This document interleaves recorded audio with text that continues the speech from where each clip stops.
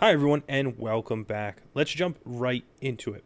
So we have here my beautiful representation of the CIA triad or CIA triangle. And this is a really important term in a sense of understanding the representation and relation to cybersec and some operations within it. Now, I can't really ask you to guess what the letters are referring to since you can see them now. We can also think of a general definition when considering each term.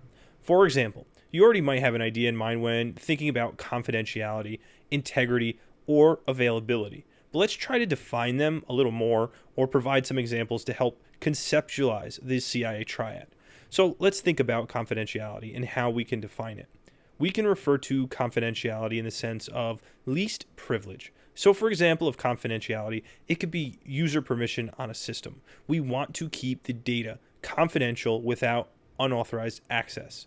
Methods of confidentiality can include encryption, access controls, which would be related to our example of user permission, and also steganography. These terms sound fairly straightforward, but let's cover them a little further.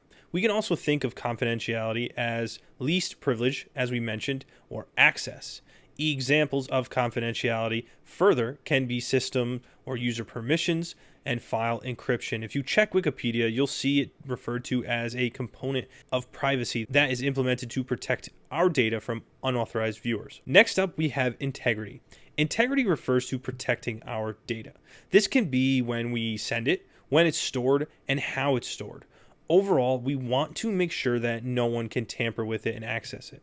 This is crucial to help protect information and data from unauthorized parties. Lastly, we have availability. This term relates to making sure that services of a product, organization, company, etc. are available. We can provide an example for a denial of availability. Let's say we see a DDoS or direct denial of service attacks. Say when a botnet spams a host to bring it down. This is preventing the availability, but availability issues can really be caused by a wide range of factors.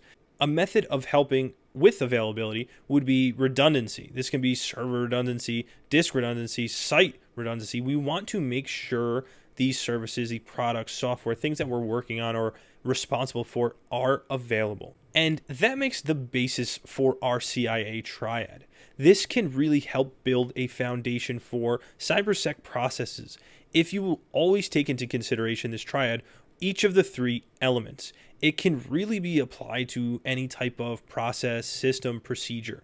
You really need to start keeping these in mind when you're looking at areas of cybersecurity, and you can always reference and refer to them.